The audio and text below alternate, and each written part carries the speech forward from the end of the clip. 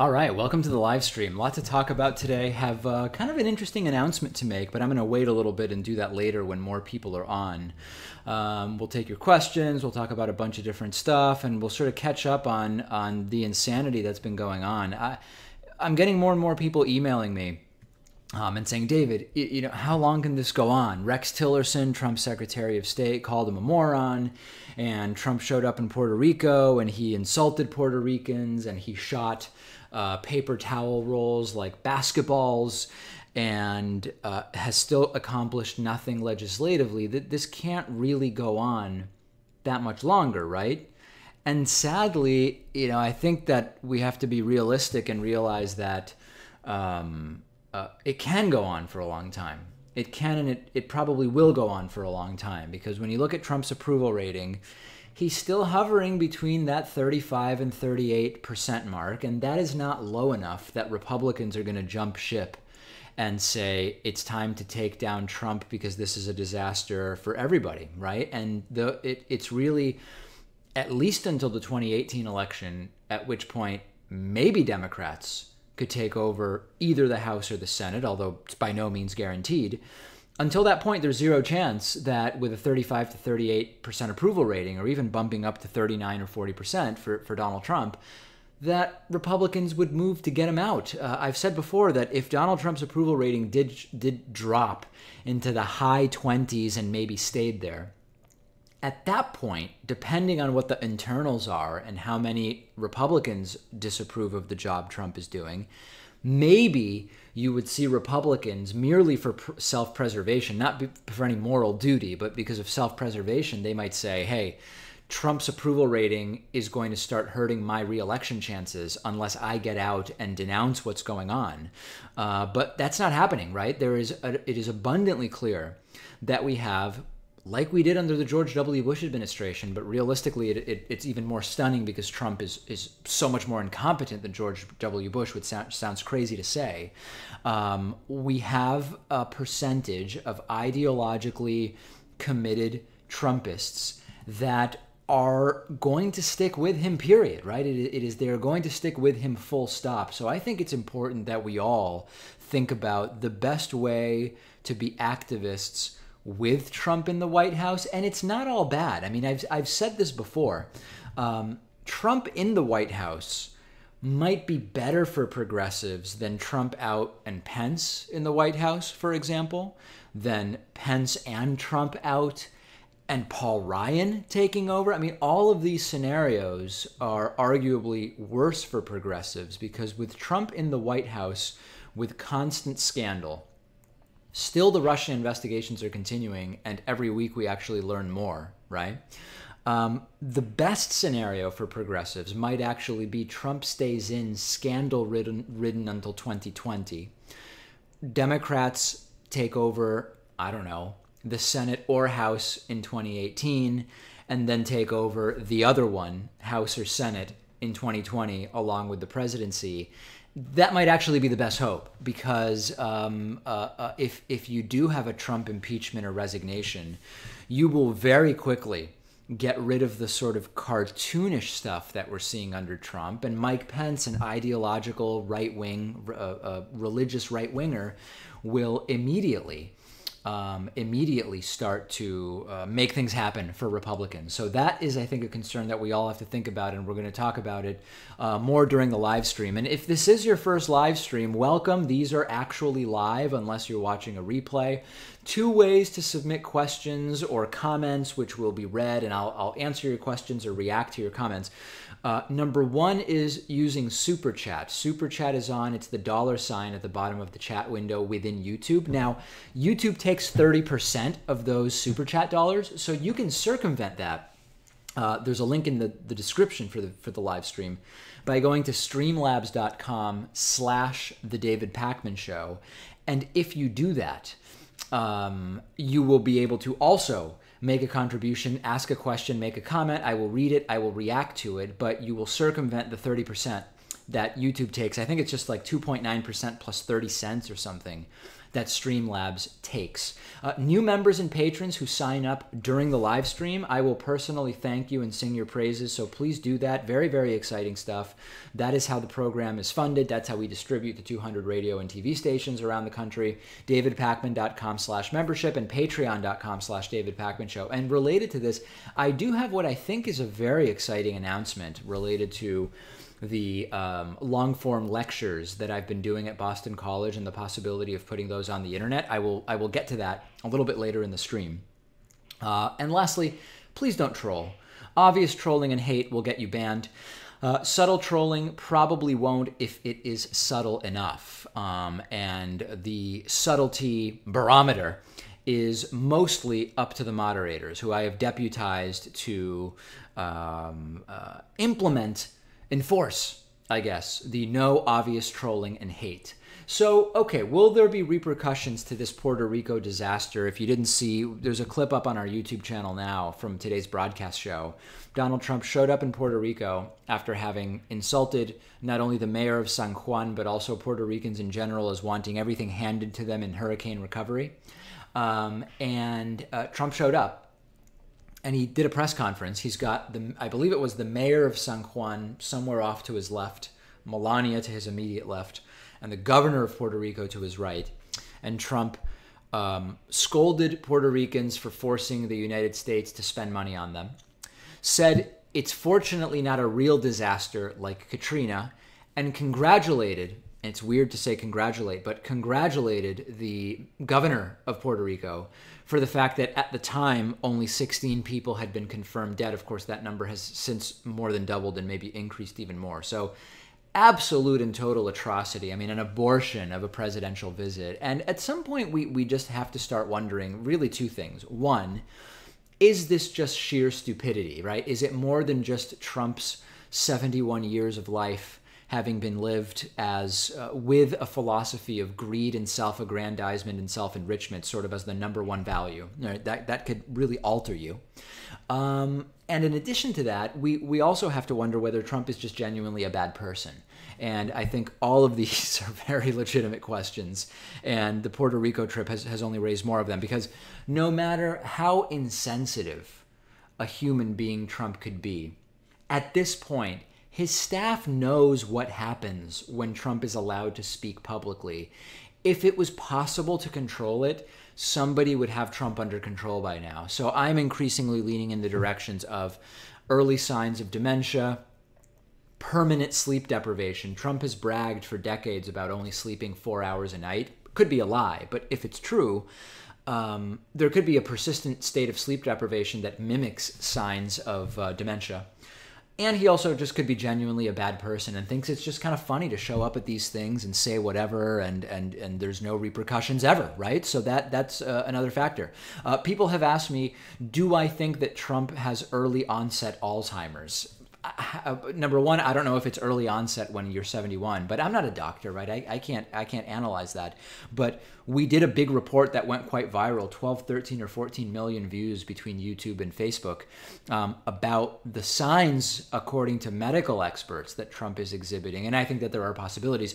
He could just genuinely be a terrible person. He could be completely sleep deprived. I don't know. Could be some combination of all three of these, right? Okay, let me get to a couple of the questions that are coming in. First of all, via Super Chat, Katie Rice sent a $2 Super Chat. Unrelated, but how do you feel about the necro card? I have no idea what necro card is. Necro card. Anyone for sex after death. I guess the concept of a necro card is if you are open to someone, I don't even know what the term would be, but if you're open to intercourse after you've died, it looks like you can sign up for a necro card, and then this basically says I'm authorizing, I don't know who, if it's specific or not, when I die, someone to have sex with me. Seems pretty whacked. Seems absolutely and completely whacked to me, Katie. Daryl Dudley sent a $5 super chat. When do you think Mueller's investigation will really come out? Before 2020 and he just resigns or doesn't run again? Listen, I've made it. So let's talk about Russia a little bit, because I see there's this super chat question. There's people in the chat asking about this or that other person. Is H.A. Goodman a Russian shill? Is this or that person a Russian shill or denier or whatever? Here's what's going on with Russia. Now, I've been making an effort because of your requests. There have been people in the audience who have said, David, Russia's important, but try to condense the Russia stories into fewer segments and talk about more other stuff. And I've done that, right? Because the show is for you, right? Why am I going to insist on denying the audience what it is that they want? So we've compressed and condensed Russia coverage where we're doing a couple stories a week as opposed to everyday stories and summarizing what's going on.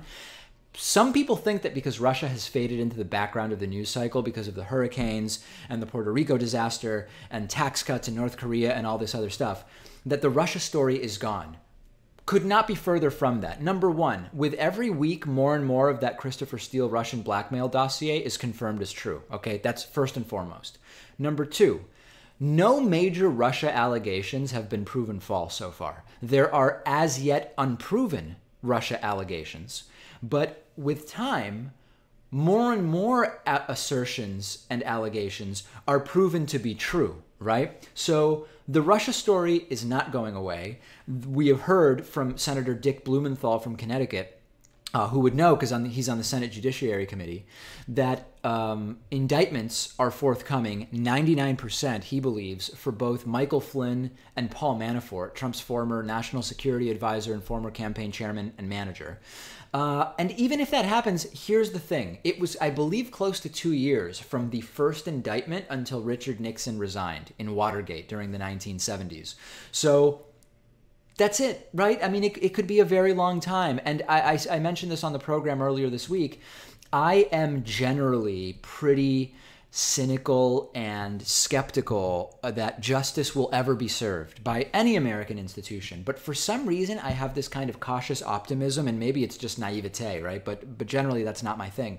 What I'm considering a cautious optimism that Robert Mueller, the special prosecutor, will ultimately get to the bottom of it, and all will be known. I don't know why I think that, and maybe it's just wishful thinking. And when I say we will know the ultimate truth of what happened, I don't mean necessarily that people will be indicted and Trump will be forced to resign or impeached or whatever. I just mean I want to know what happened. And for whatever reason, call me naive, bushy-tailed, and wide-eyed, I am sort of cautiously optimistic that that's going to happen. Nameless King has sent me a $2 super chat. How do you remain so calm and content? Well, I don't know where you're getting the idea that I am so calm and content, but if you mean my on-air demeanor, I think it's just being desensitized, to be perfectly honest. I mean, after all the interviews with absolutely insane extremists, I rarely hear something that is shocking, I guess is what I'm saying. So I guess that's why I've become desensitized. It's really nothing to brag about, unfortunately. It's kind of sad in a way. But it will, it can happen to all of us. It can happen to all of us. And I think that is, yeah, I don't know. It's sad. It's a sad reality. Over at streamlabs.com/The David Pakman Show, that's the other place where you can make contributions to the show with a question or comment. Christina has made a $2 contribution. Christina has a really good and interesting question. What is your opinion of state lottery and scratch tickets? Also, what would you do if you came into a large sum of money, such as a lottery win? Very good. Christina asks really good questions. So first of all, what's my opinion of state lottery and scratch tickets? From a state revenue point of view, it's a great way for the state to raise a ton of money. So, okay, if that money is then used to better the commons or used for the benefit of all, then that's a really good thing, and I agree with that. The problem with scratch tickets is they disproportionately are purchased by people who are least in financial situations where they should be playing scratch tickets. I don't really know people who are well off financially, with very few exceptions, who regularly are playing scratch tickets or even Powerball. I mean, sometimes when the Powerball jackpot is in the hundreds of millions of dollars, more people I know will just get whatever it is, a $1 ticket or a $5 ticket. You can tell I have no clue how much it is because I've never bought one.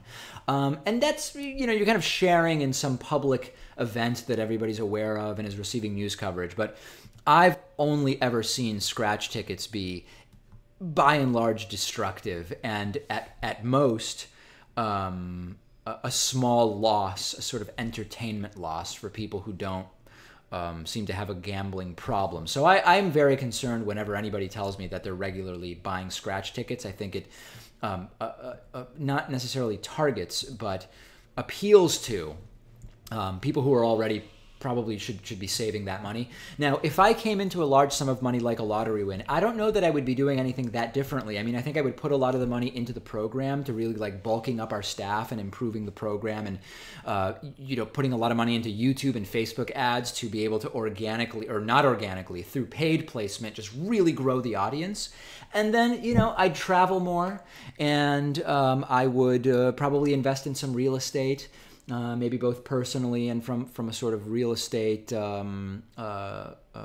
investment perspective, not a landlord type, invest in real estate and rent it, maybe develop a rental real estate business. But I wouldn't really do anything that crazy or that different. I think it would, a huge sum of money, it would certainly impact my life in that it would change my financial circumstances in terms of having to worry about money.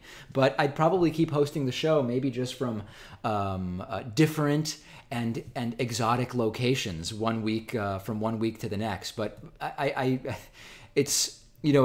sort of unsure how to answer because I don't even really think about it. I don't play the lottery, and I don't really hypothesize too much about what would I do if I were to come into a huge sum of money. So those are some thoughts. All right, let me make what I think is going to be a very interesting announcement to a bunch of people. We announced this on the broadcast program today, but unless you've listened to the whole show or as a member or on our radio affiliates, you wouldn't know about this because the YouTube clip has not yet gone live. Quick background. I have been teaching a course at Boston College here in the Boston area as an adjunct professor, and it's a communication class. And it has a lot of different components, but a big aspect of the class is epistemology. How do we know what we know? Critical thinking, media literacy, logical fallacies, biases, understanding filter bubbles and echo chambers and how all of that stuff works. So every day that I have a class, I'm doing like a 60 to 75 minute lecture on these subjects with slides and clips and all sorts of stuff.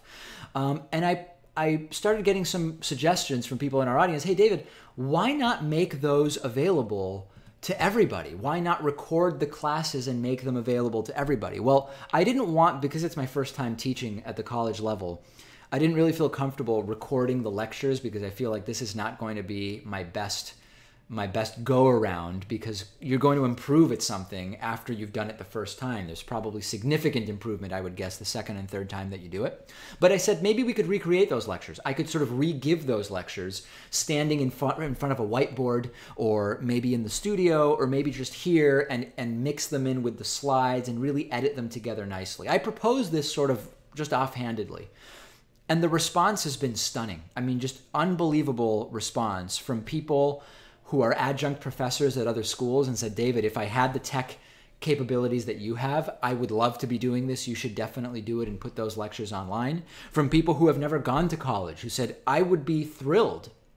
I would consider it a privilege to be able to observe what the college class that you teach is like. And then from other people who are just interested in the subject matter, media literacy and critical thinking and epistemology.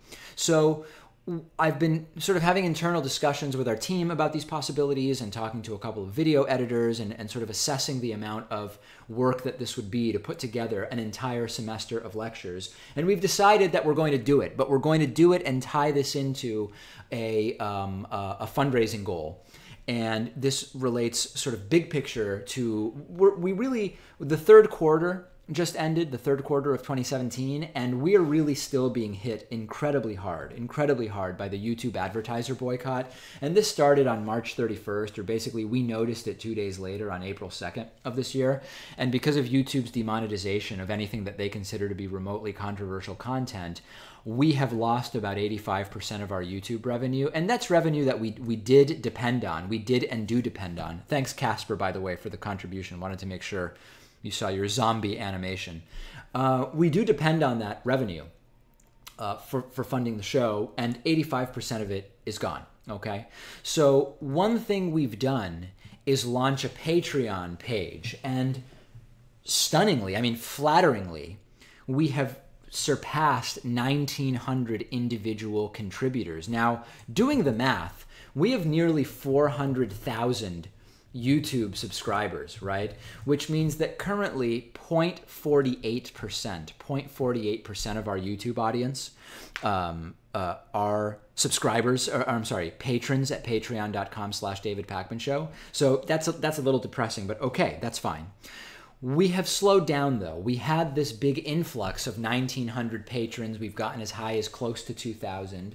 And then it's just kind of leveled off. So we have added a new goal, as the red arrow is pointing to here. The immediate goal on Patreon is 2,000 patrons. And when we reach that, just kind of a funny little thing, I'll do an entire broadcast show from the studio with my hair puffed up. And you might care about this, you might not. It's not going to change your life one way or the other. Although maybe for some people, me doing a show with my hair like this would be life-changing. But my guess is that's not going to be life-changing. We have set up the next goal at 2,500 patrons. And you can read this for yourself if you go to patreon.com/DavidPakmanShow.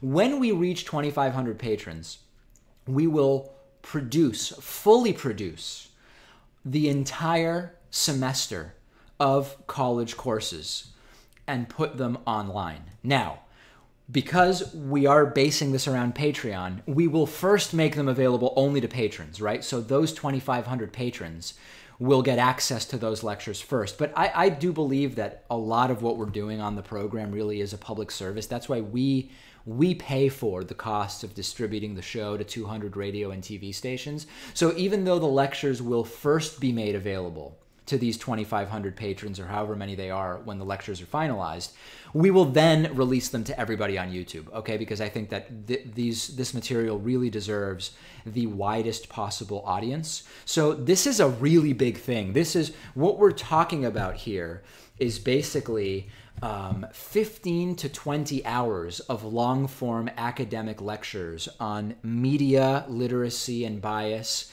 and filter bubbles and echo chambers and critical thinking and logical fallacies. I mean, this is, I think it's, if we had more people studying this stuff, I mean, at scale, we wouldn't have Donald Trump as president of the United States, but at a more modest level, we would just have a much more informed electorate, and that's a really good thing. So that's the big thing, and you can already make contributions, and I'll start doing thank yous for anybody who contributes during the live stream. At the end of the live stream, by the way, if we have reached 1,925 patrons, which isn't a big deal, right? If we get to 1,925, I will also announce and create for you a 55% membership discount code. So if we get to 1,925 patrons, there's going to be a discount code announced, but the goal is 2,500 patrons. And if and when we do that, and I believe we will, because I think that this is a really great thing, these long-form lectures, 15 to 20 hours of lectures will be made available from my Boston College class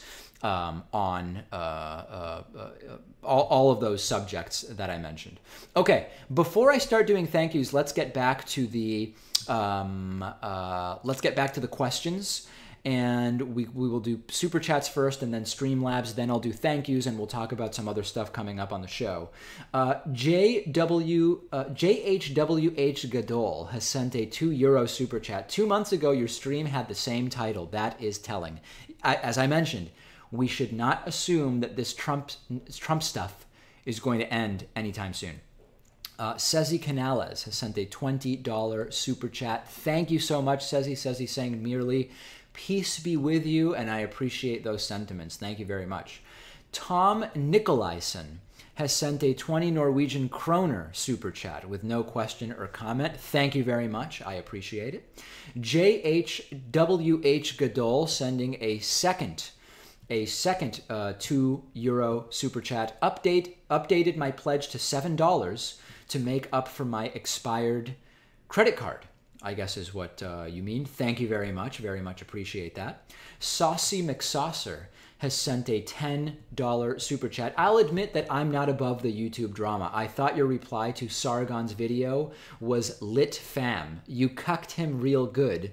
Just wondering if you've heard anything back about having him on the show. Okay, so since Saucy brought this up, I will mention what's going on. Sargon of Akkad, I know him as Carl Benjamin, but he uses the name Sargon of Akkad on the internet. He has a YouTube channel, and he first accused me of having said that Joseph Stalin was right-wing, and then later did a 30-minute video accusing me in the context of that of scapegoating the right for anything that's bad. And it was a totally bogus sort of attempt at a takedown. And so we decided to put together a rebuttal video, and we did. And I'm curious how that video is doing. And I thought it was a very well put together video, by the way. Let's see, Sargon. I will just do a quick search on our YouTube channel. His video got a ton of people contacting me saying, David, how can you think that Stalin is right-wing, which of course I never said. So that video, it's called Sargon of Akkad's takedown of David is absurd. It's got about 40,000 views in the first couple of days. The question that Saucy asked is, wondering if I've heard anything back about having him on the show. I haven't. I mentioned during the video, I'm open to having him on the program, but not to debate semantic labels like SJW, cuck and regressive or whatever, that I would have him on to have a conversation about, tax policy or whatever. I've not heard back. My understanding is that he's totally banned from Twitter, and so I don't know exactly how I would hear from him. He would have to, I guess, email me or something like that. So that's the latest. James Frazier has sent a $5 super chat. I'm 18 and from Louisiana. Through my experience, even in the Deep South, the social and economic message is somewhat resonating with young voters here. So James, I'm guessing you mean the progressive social and economic message? That's good news. That's good news. And I'd be interested to hear more from you about in what ways you see that message resonating in Louisiana. But that is absolutely good to hear. The D2J Bug has sent a $2 Canadian super chat saying, just insane in the membrane, insane in the brain. Yeah, couldn't really say it better myself.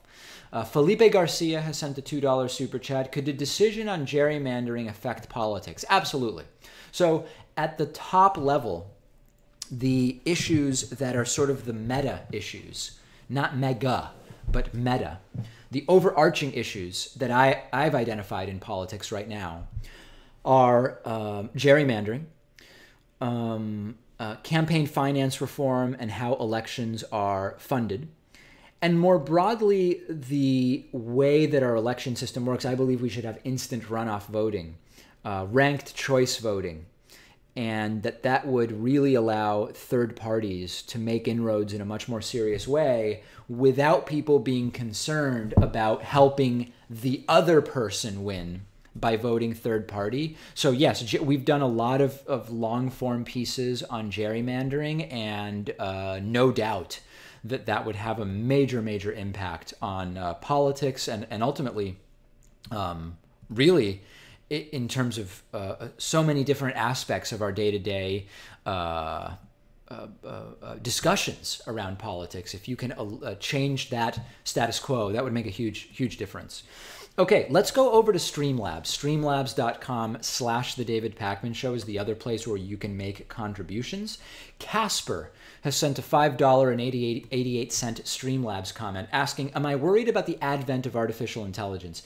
You know, I've done a few interviews on artificial intelligence, and I know that now it's increasingly popular to retweet or to try to signal boost some of the artificial intelligence alarmists. And I'm trying to remember, I don't remember if Stephen Hawking is an alarmist or an anti-alarmist on artificial intelligence. I believe Elon Musk of SpaceX and Tesla fame is an artificial intelligence alarmist in the sense of it could really backfire and be bad. You know, I'm not that worried about it. That's just where I am. And maybe it's because the people I've interviewed on it have sort of rationally explained why the alarmist fears around artificial intelligence are seemingly a concern, but why we don't actually have to be as worried about those concerns as some would make it seem. So maybe I don't know enough about it to be alarmed, right? If ignorance is bliss to a certain degree. But my instinct is I've done enough interviews and reading about artificial intelligence that I would be more alarmed if there really was as much to be alarmed about. And maybe people will disagree, and if you do, feel free to let me know in Super Chat or Streamlabs. Purple Haze 09 has sent a $5 Streamlabs contribution. Hey, David, I wanted to know your general opinions on the concepts of the left and the right, the major two-party system. Do you think that the constant reference to the us versus them mentality is more divisive than unifying? Well, this is, here's the problem. There's no doubt that many elements of the political status quo are more divisive than unifying. Gerrymandering is one of them. The fact that we don't have ranked choice voting is one of them, because people effectively end up taking one side or the other within the two-party system because they feel like favoring someone else, supporting someone else will either help the candidate they really don't like win or just be meaningless. So ranked choice voting. So yes, I do believe that the status quo furthers division rather than unification, but it's become very popular to make these overarching generalizations like we need to stop the divisive politics and bring the country together. Really? Well, propose a policy that would do that, because almost always the people who say that then will suggest some extremely partisan solution, quote, solution to an issue, which will not bring anybody together, right? The truth is somewhere in the middle. No, it's not. It's not always true, and it's not necessarily true. Very often, the truth is not in the middle. Climate change. Is the truth in the middle? There's 97% consensus on what humans are doing to the climate. The other 3% is filled with flawed science, as recently revealed by a meta-analysis that I told you about. So where is the middle? Where's the middle on that? So I think that it is true that we have a system that fundamentally pushes divisiveness rather than unity. But I think merely pointing that out and making these broad generalizations that people like to make about, oh, let's work more collaboratively, etc., are often also quite full of hot air. Christina has sent a $1 contribution through streamlabs.com/The David Pakman Show. Do you decorate for Halloween?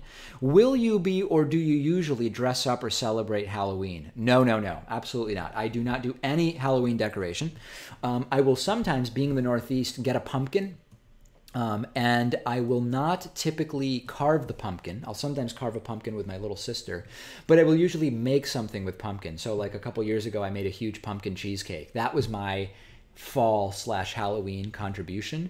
I rarely dress up. I just find it annoying. I feel like I'm over it, I'm too old for that. And I know you're never too old to dress up, blah, blah, blah.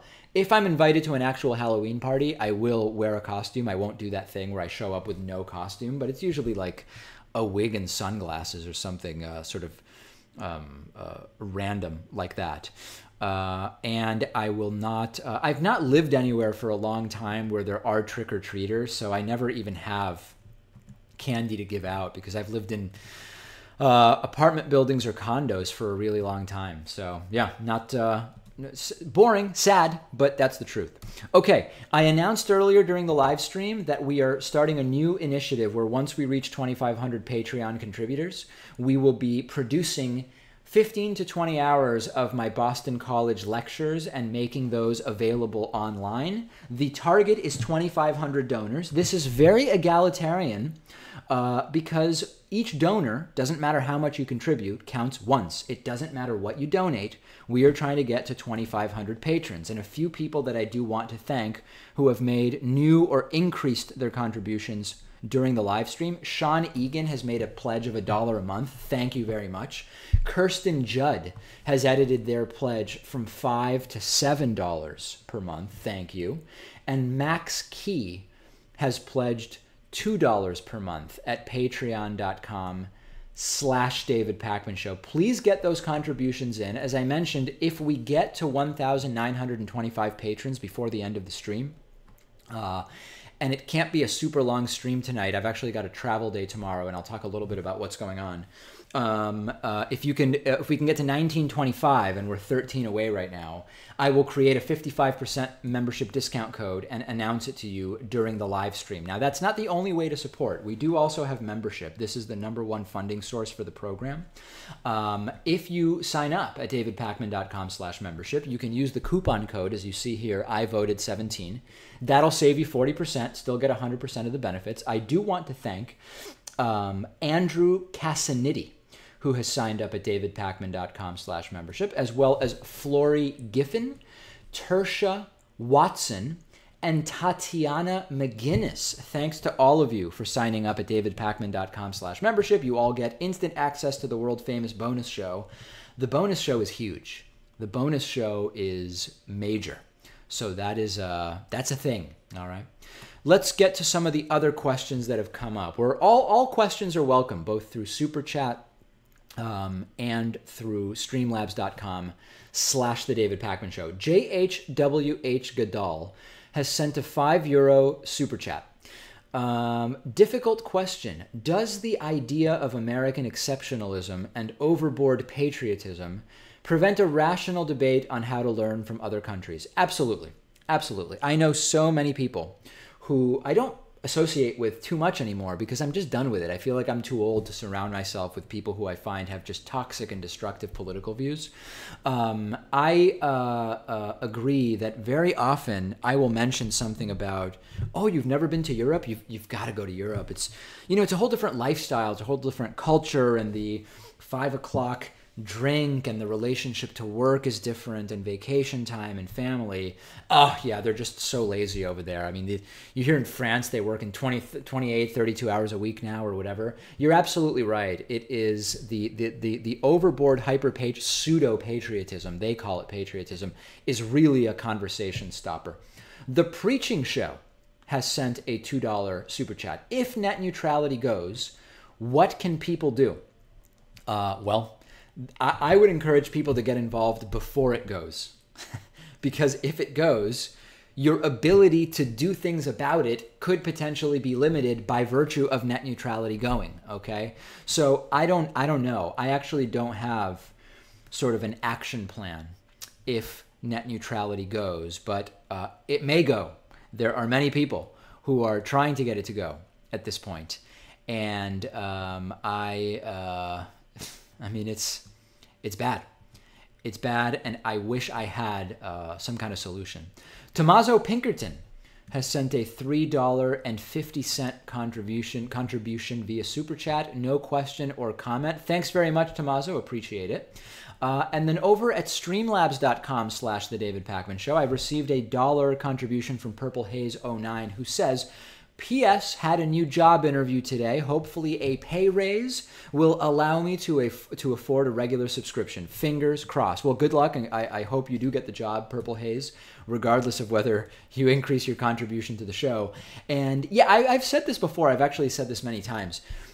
I don't do the show with the idea that I need every person who watches or listens contributing financially. In fact, as I mentioned, we have a fraction of 1% of our YouTube audience that contributes financially through Streamlabs, Super Chat, Patreon, or membership. But I do think it's important, and I do this in my personal life. If you do have the means, I think it is important to contribute to independent media that you value, because since not everybody can, the people who can contribute are subsidizing alternative viewpoints and independent media outlets for everybody, right? So the good is, it's sort of a shared good. It's not a socialist ideal, but a social democracy ideal, which is that those of us who are able to make any contribution, even if $1 or $2 a month, to programs like ours, and it doesn't have to be ours, you're doing something good for everybody, right? And I think that is a really important thing. And on that note, I do want to send another thank you to Travis James Heath, who has pledged $5 a month at patreon.com/David Pakman Show. I announced earlier that when we get to 2,500 patrons, we will be creating, producing, and releasing 15 to 20 hours of long-form lectures from the class I've been teaching at Boston College, including such subject matter as critical thinking, epistemology, media literacy, biases, logical fallacies, echo chambers, and filter bubbles. If that is interesting to you, make a contribution of any amount that is comfortable to you. Even as little as $1 a month counts towards what we are trying to build here. So I encourage you to do that, and more thank yous forthcoming. Okay, let me take a scan through the non-Super Chat YouTube discussions, because I want to answer other people's questions as well, even if people aren't contributing to the show. One person saying, dude, you talk too much. It's a live stream. You know what happens when I don't talk?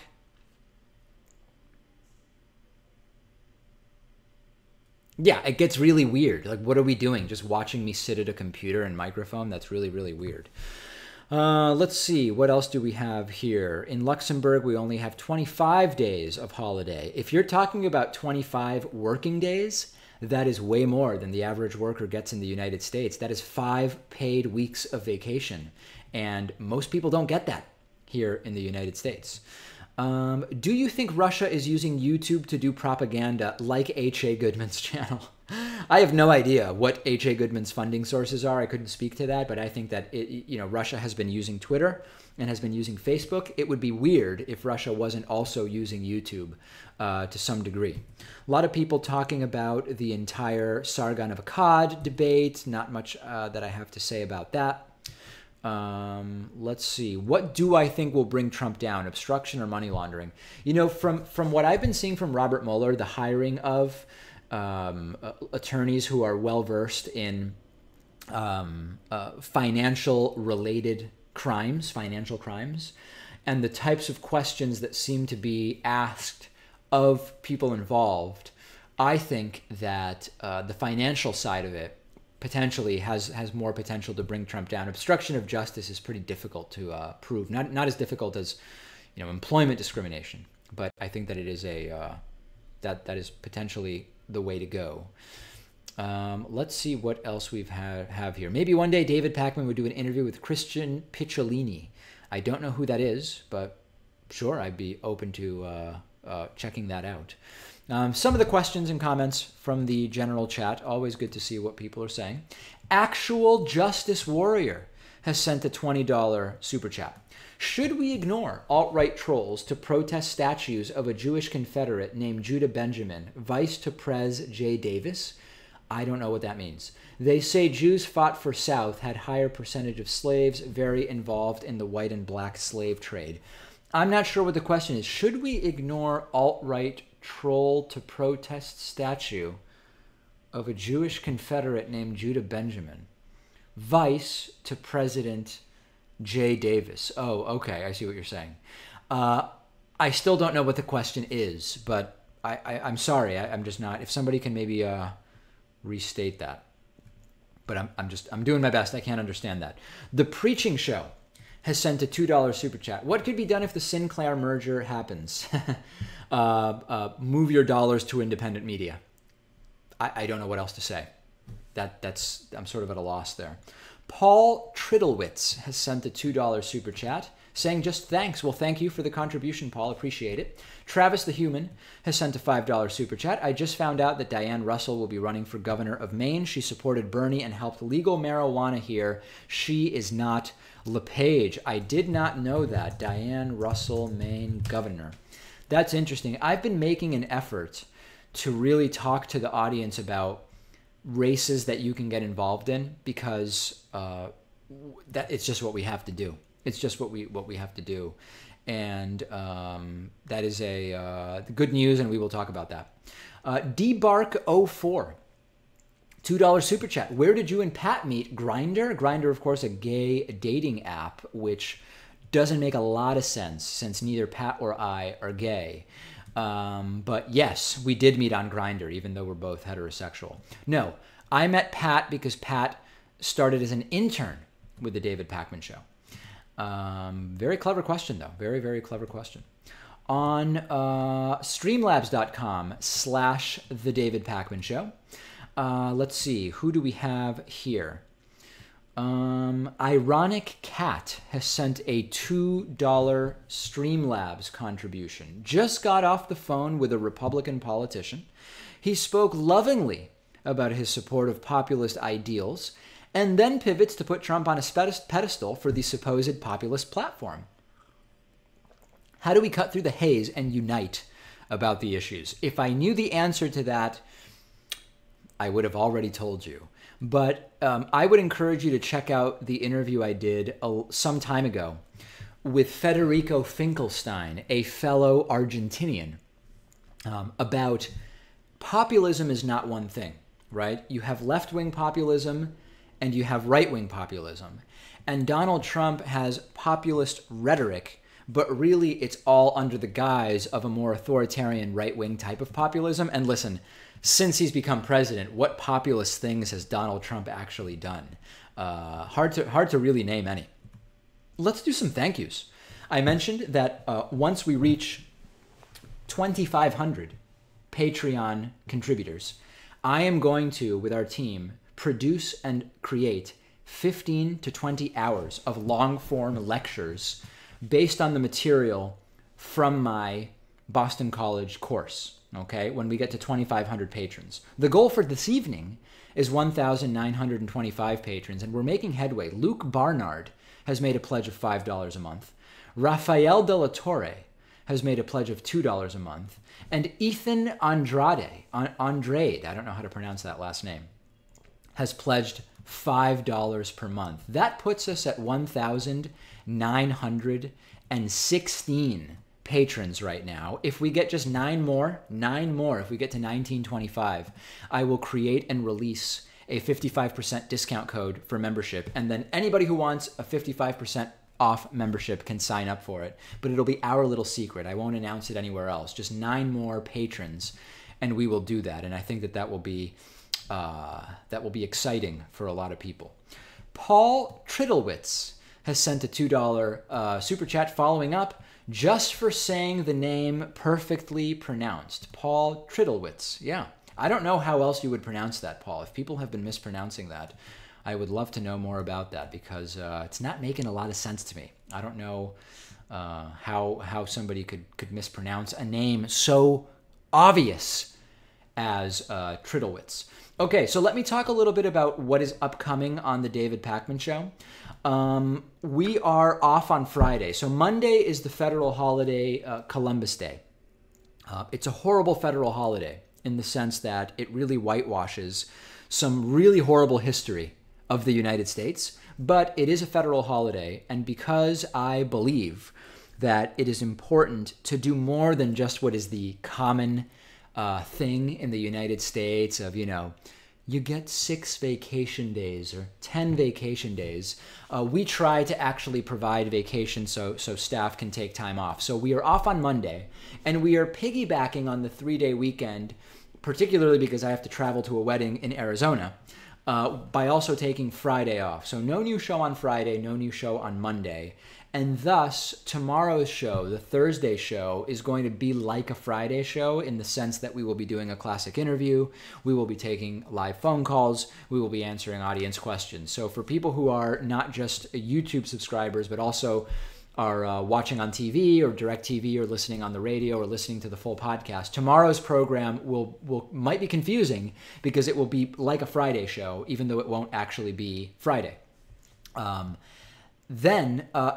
I want to I'm going to pitch something. I don't know if this is going to happen. Tomorrow I fly to Arizona for this wedding, and former producer Lewis is also going to be at that wedding.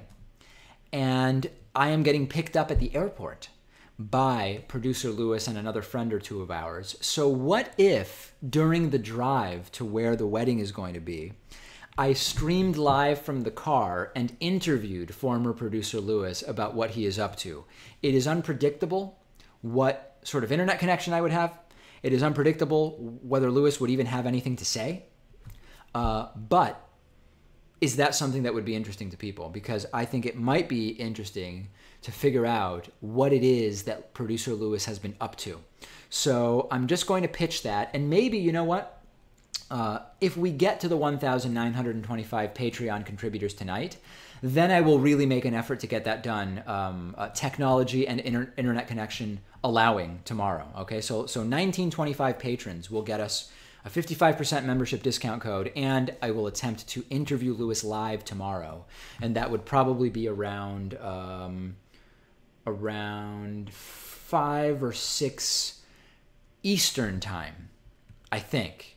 So yeah, that is something to think about. If that's interesting, let's get those Patreon contributions in.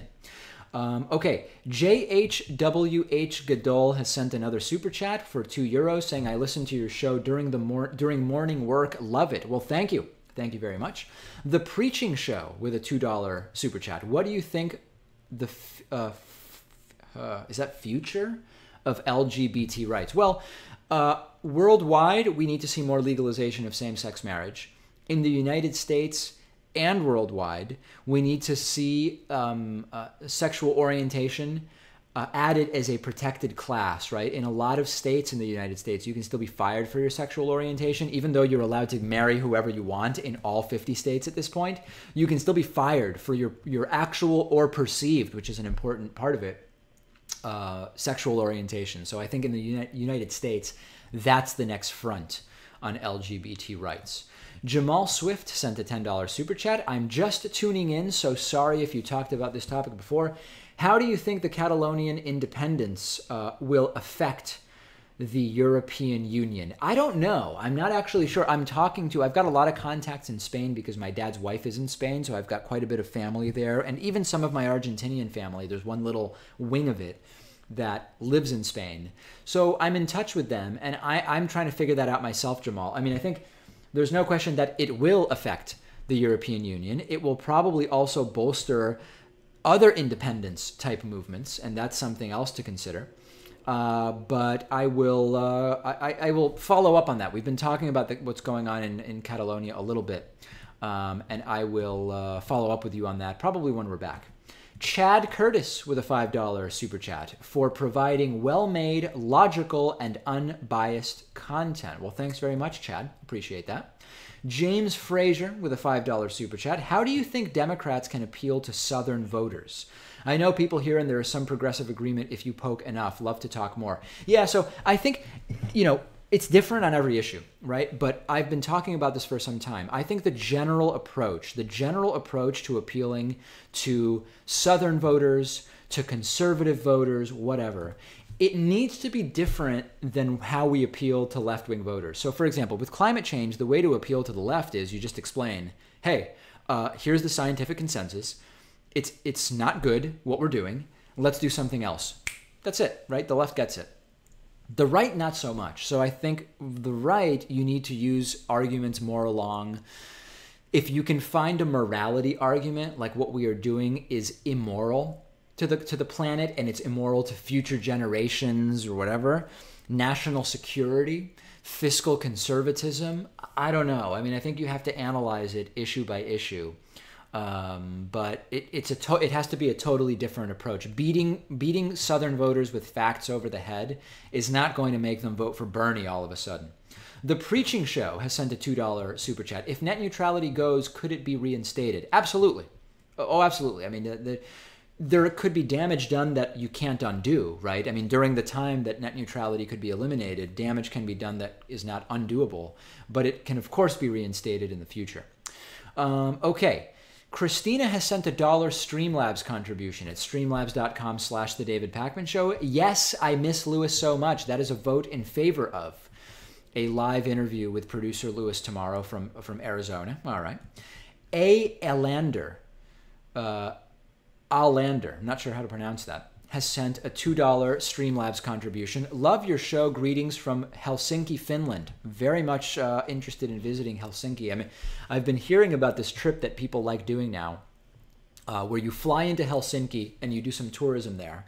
And then you take a ferry, a boat of some kind, to Estonia. And that Estonia apparently is still sort of an under-visited gem of Europe that has not become overrun with tourists, and that's interesting to me. But the Helsinki is cold a lot of the year, so you've got to pick the right time. Casper has sent a $5.88 Streamlabs contribution. If you get completely desensitized and cynical, you can always rename the show to the whatever the case may be show. Yeah, right. If I stop caring about the outcome of American politics, I can just say, hey, whatever's fine. It'll kind of even out in the end. Let me say thank you to a new member at davidpakman.com/membership. Linda Carter Altman has signed up for membership at davidpakman.com/membership. Thank you so much. I really, really appreciate it. And every new member, everybody who signs up, everybody who makes a Patreon pledge, everybody is helping to sort of chip away, I guess is the way I would consider it, at this, which is just the absolutely horrific and horrible 85% revenue hit that we have taken as a result of the YouTube advertiser boycott. Really, really not good stuff. JHWH Gadol, thank you for the €10 contribution. Is the live stream the right way to get new patrons? Only 306 people watching. I'm watching because I got the message, but I'm already a member. How many people watch this who are not already involved? Yeah, you know, we had a long phase where the live streams had between 1,000 and 4,000 concurrent live viewers, and that was just blowing up Patreon. But the truth is, we're in a period right now where the live streams are just not getting as many viewers. And part of it is I might be using less hyperbolic titles. Times of day are a factor. And just generally, you know, I've been talking to a lot of other YouTubers, and we're all sort of experiencing slower growth than we were in the 6 months right after Donald Trump was elected.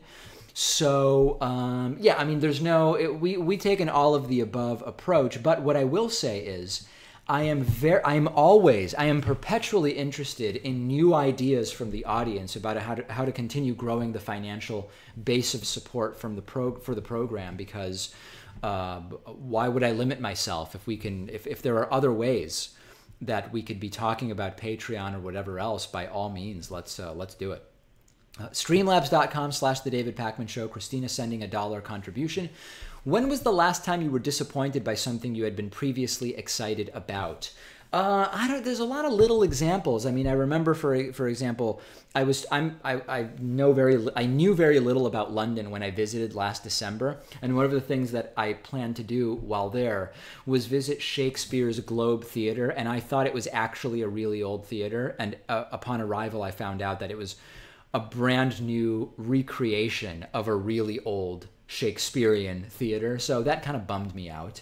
I was disappointed by the last season of House of Cards. I thought it was good, but not as good as it could have been. I was disappointed by a recent hotel that I stayed in. I don't know. My disappointments are pretty boring. No incredibly exciting disappointments. Chad Curtis has sent a $2 super chat. Banning high-capacity magazines and bump stops, effective or no? You know, there's two views on this. One view is people who are determined, the pro-gun right will say people who are determined to commit crimes with guns will figure out a way to do it, and they will just obtain what they want illegally. The counter to that is, yes, any individual person, if determined enough, can find what they need to do the damage they want to do. But by making some of these items more difficult to come by, because you are making them illegal, you're reducing the number that are sort of floating around illegally, even on the black market. So I think that there is something to it, but it is not a be-all. It's not a panacea when it comes to solving the problem that we have in the United States with gun crime. And as a result, you know, anytime someone says, "Hey, Australia did X, let's do that," or Switzerland does Y, let's do that, or Mexico has this situation and yet they still have major problems with guns. The problem is no situation is like another. The situation with guns is the situation with guns in the United States, in a country with the level of gun ownership that we have, in a country with the contingent that is ideologically and almost in a way that's dogmatically religious, attached to their firearms. So yeah, in the same ways that what has not worked for other countries might actually work for us, things that have worked in other countries might not work for us. And I don't think that there is a sort of one-size-fits-all solution to the gun problem. And American culture is a big part of that. Alander has sent a $2 Streamlabs contribution saying, "You pronounce my name correctly. Thanks." Yes, very cold in Finland. That's what I've read on the internet. That is what I have read on the internet. And on that note, I am going to wrap up today's live stream after one more. I believe we have one more super chat that just came in, and I don't want to miss that. It was a $5, or maybe that was Streamlabs. Let me see here. Yes, Trevor, you win one with a $5 contribution. Love your show from Canada. Thank you. Love Canada. Was recently in Montreal. Hope to get back there soon. And on that note, that's it. I will see about interviewing Lewis on the live stream tomorrow from Arizona if my flight makes it there on time and everything goes as planned.